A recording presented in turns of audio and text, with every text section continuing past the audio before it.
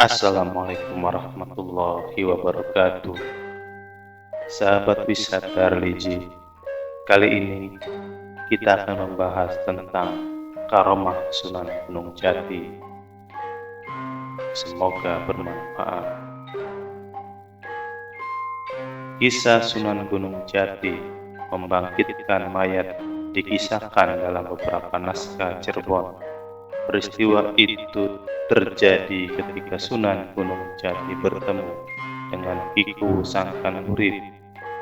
Kini Sangkanurip merupakan desa yang terletak di wilayah Kabupaten Kuningan.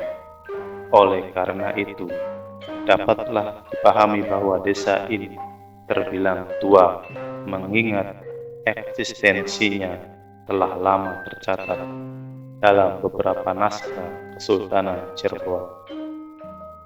Dikisahkan bahwa ketika Sunan Gunung Jati bersafari berkeliling kampung demi kampung untuk mengajarkan agama Islam di wilayah Kuningan, beliau bertemu dengan Kuwu Sangkanurip.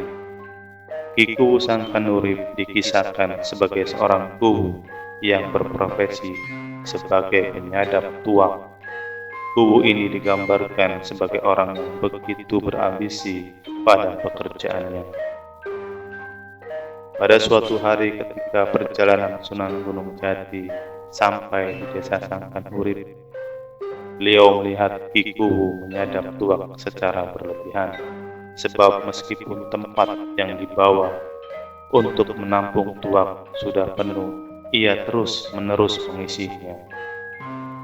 Melihat hal itu, Sunan Gunung Jati menegur, "Hai Kuwu, bukankah tuak-tuak yang kau kehendaki sudah penuh? Kenapa Anda terus-menerus mengisinya? Bukankah yang sudah kau ambil itu sudah dapat mencukupi kehidupan anak dan istrimu?" Dengan enteng kemudian Ki Kuwu menjawab, "Mana ada lautan yang bosan dengan air?" Begitu jawabnya. Mendapat tanggapan tersebut, Sunan Gunung Jati kemudian berkata, "Ki Kuwu, jika engkau ingin agar tuakmu terus berlimpah dan cepat banyak, aku punya mantranya. Bacalah kalimat syahadat ini." Setelah mengucapkan hal itu, Sunan Gunung Jati kemudian berlalu pergi. Ki Kuwu yang diberikan bacaan yang menurutnya aneh itu kemudian penasaran. Maka ia pun kemudian membaca dua kalimat syahadat itu dengan harapan air tuak yang ia sadap keluar berlimpah banyak. Akan tetapi, manakala kalimat syahadat itu ia baca berulang-ulang, ternyata air tuak yang ia sadap dari pohonnya justru mampet dan tidak lagi mengeluarkan air. Kesal dengan keadaan itu, Ki Kuwu Sangkanurip kemudian mengejar orang yang memberikan kalimat itu. Ia ingin memberi pelajaran. Setelah melakukan pengejaran, Ki Kuwu dapat menemukan orang yang ia cari-cari. Dengan rasa kesal dan marah, ia pun kemudian hendak menangkapnya. Akan tetapi, tangkapannya itu tidak mengenai Sunan Gunung Jati. Sang Sunan kemudian berbalik sambil berkata, "Lihatlah di belakangmu, Ki Kuwu." Selepas menengok ke belakang, Ki Kuwu terheran-heran, sebab di belakangnya bergelimangan kepingan emas yang jumlahnya banyak. Melihat itu, Ki Kuwu bukan main girangnya. Ia pun memungut emas-emas itu dengan tertawa dan gembira. Akan tetapi, manakala ia ingin mengucapkan terima kasih pada yang memberitahukan emas-emas itu, rupanya yang bersangkutan sudah tidak ada lagi di tempatnya. Ia pergi entah kemana. Selepas kejadian itu, Ki Kuwu merasa penasaran mengenai sosok pemuda yang mengajarkan kalimat aneh dan memberikannya banyak harta padanya. Oleh karena itu, ia mencari tahu mengenai siapa sesungguhnya pemuda itu. Setelah melalui penyelidikan, diketahuilah kemudian bahwa pemuda itu adalah Sunan Gunung Jati, wali dan sultan dari Cirebon.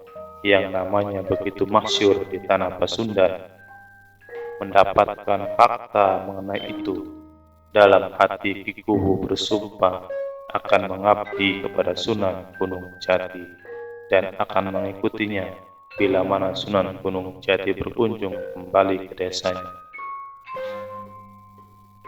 Suatu ketika, rupanya Sunan Gunung Jati datang kembali ke Sangkanhuri. Kali ini kedatangan Sunan Gunung Jati disambut dengan penuh hormat oleh Ki Kuwu. Sang Sunan kemudian diajak mampir rumahnya. Di dalam rumahnya tersebut, Sunan Gunung Jati disuguhi hidangan berupa panggang ayam yang sangat sedap rasanya. Ayam itu diambil dari induk ayam yang sedang mengerami telurnya.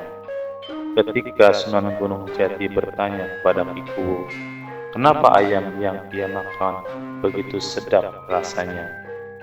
Maka seketika itu juga Ki Kuwu menjawabnya, bahwa ayam yang dipanggang adalah induk yang sedang mengerami telurnya.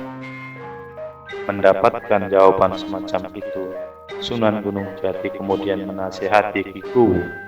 Katanya, Ki Kuwu, janganlah engkau begitu tega dengan memisahkan induk ayam dan calon anaknya. Hal itu tidak baik. Mendengar nasihat itu, Ki Kuwu hanya diam saja. Akan tetapi ketika Ki Kuwu merasa malu dengan perbuatannya, maka sekonyong-konyong Sunan Gunung Jati membangkitkan ayam yang sudah menjadi tulang berulang itu hidup kembali. Ayam itu kemudian melesat dan mengerami telur-telurnya kembali. Menyaksikan peristiwa itu, Ki Kuwu Sangkanhuri hanya terpaku dan keheranan. Ia pun kemudian memohon kepada Sunan Gunung Jati untuk dapat mengizinkannya mengabdi pada Sang Sunan. Maka selepas peristiwa itu, Ki Kuwu Sangkanhuri masuk agama Islam dan menyatakan diri bahwa wilayahnya di bawah kekuasaan Cirebon. Begitulah kisah Sunan Gunung Jati yang dapat membangkitkan mayat ayam yang sebelumnya telah menjadi tulang berulang karena dimasak dan dimakan. Kesaktian-kesaktian Sunan Gunung Jati yang tentunya karena izin Allah Subhanahu wa Ta'ala adalah bagian dari karomah yang dimiliki oleh para kekasih Allah. Karomah-karomah semacam itu pada akhirnya dapat menarik sebagian pembesar di Pasundan untuk masuk agama Islam secara sukarela. Terlepas dari benar atau tidaknya kisah ini, yang jelas begitulah kisah yang diturunkan dari naskah-naskah Cirebon yang kini sebagian tersimpan dalam perpustakaan keraton. Wallahu a'lam bishawab.